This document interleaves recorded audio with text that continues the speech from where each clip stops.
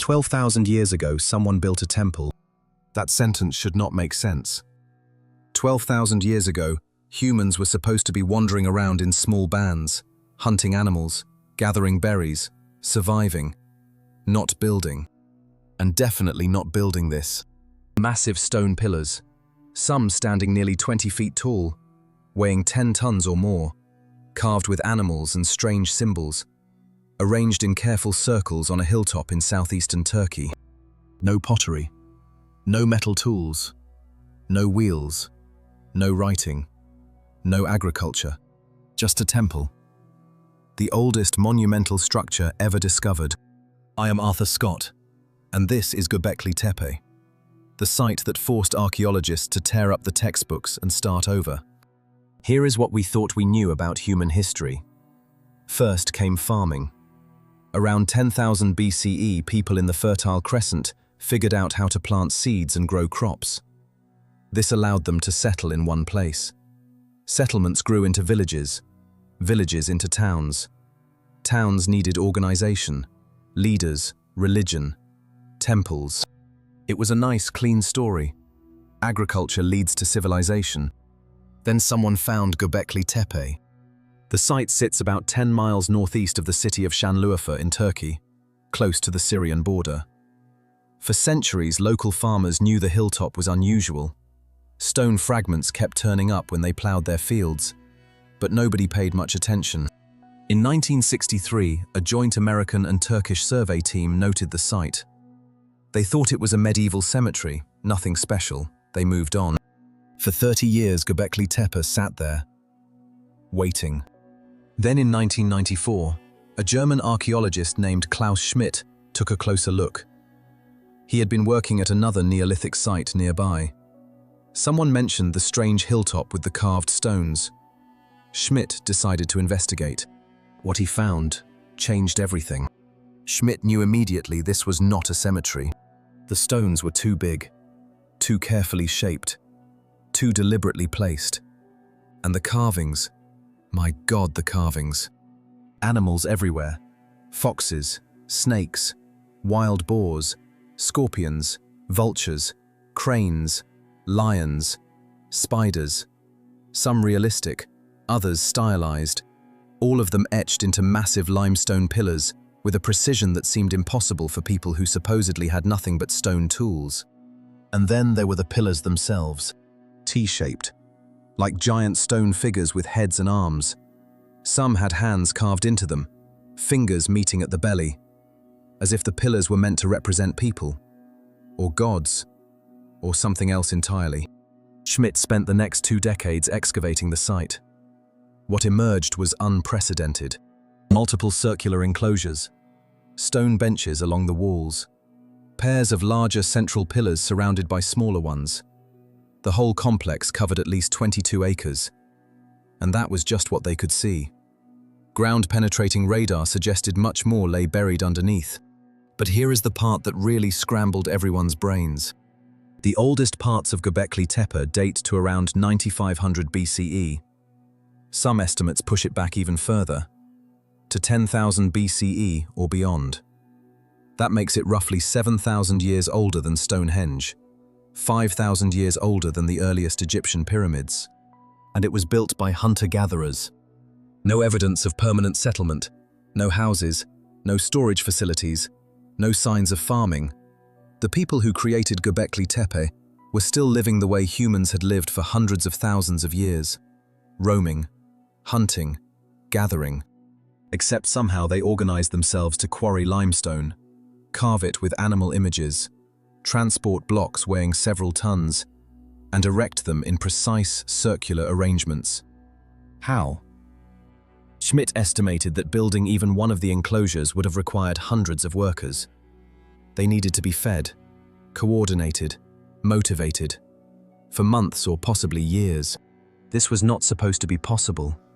Not for nomadic bands without agriculture, without centralized leadership, without all the things we thought were necessary for large-scale construction.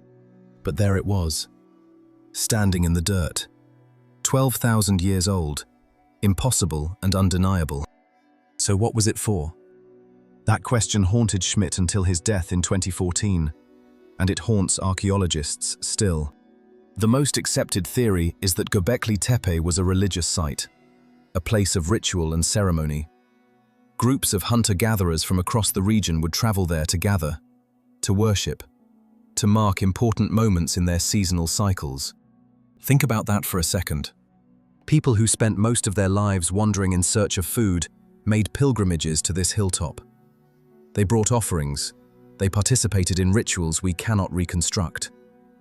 They did this for over 1,000 years. But why?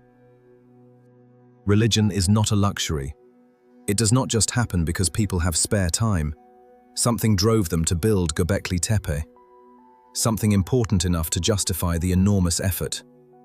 Important enough to bring scattered bands together in cooperation. Schmidt had a radical idea. What if religion came first? What if the desire to gather at sacred places like Göbekli Tepe actually drove the development of agriculture? Think about it. You have hundreds of people coming together at a ceremonial site. They need food, lots of it. Hunting and gathering can only provide so much.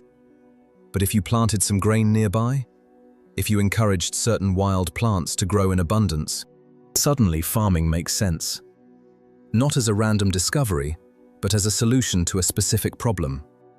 How do we feed all these people who keep showing up for the rituals? This flips the traditional narrative completely. Agriculture did not lead to religion. Religion led to agriculture. Göbekli Tepe sits right in the region where some of the earliest domesticated crops appeared. Wheat, barley, rye. The genetic ancestors of these plants grew wild in the surrounding hills. It is not hard to imagine that the first farmers were people trying to support gatherings at places like this. Now, I want to be careful here. This is a hypothesis, a compelling one, but not proven. Archaeology deals in fragments and possibilities. We cannot interview the builders. We cannot read their thoughts. We can only study what they left behind and try to make sense of it.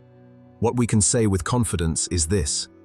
Göbekli Tepe demonstrates that hunter-gatherers were far more sophisticated than we assumed. They had complex beliefs. They could organize large-scale labor. They created monumental art. And they did all of this before the so-called Neolithic Revolution. The story we told ourselves about human progress? It was too simple. Here is the strangest part of the whole story. Around 8,000 BCE, the people who used Göbekli Tepe did something unexpected. They buried it. Not abandoned it. Buried it, deliberately. They filled the enclosures with dirt and debris, tons of it. Enough to completely cover the stone pillars. Enough to turn the site into what looked like a natural hill. Why would anyone do that? We have no idea. Some archaeologists suggest it was a ritual closing. The site had served its purpose. The era was ending. Burying it was a way of sealing that chapter, putting the sacred place to rest. Others think it might have been protective.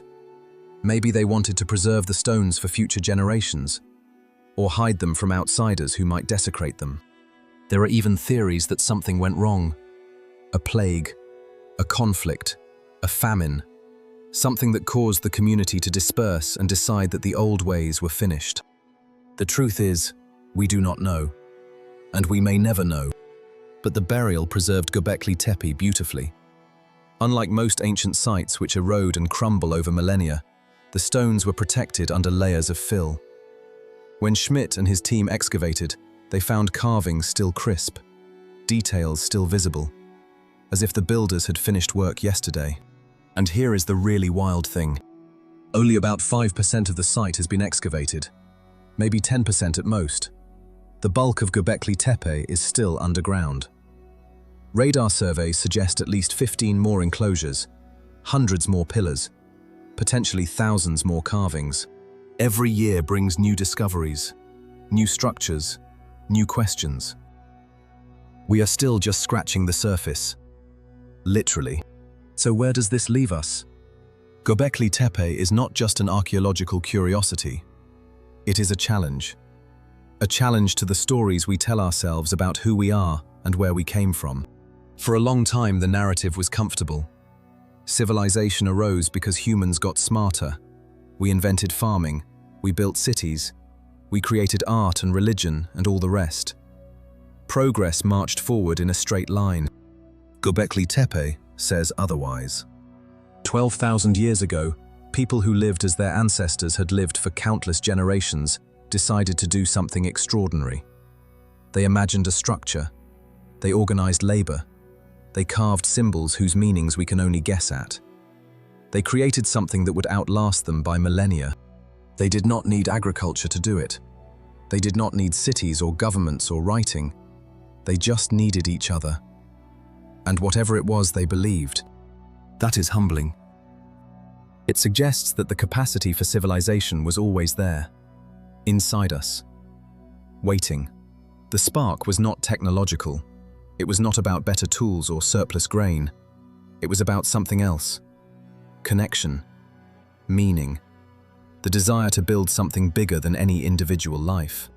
I think that is what Göbekli Tepe teaches us. We look at those T-shaped pillars and see evidence of ancient engineering. But the people who built them saw something else. They saw their gods, their ancestors, their place in the cosmos.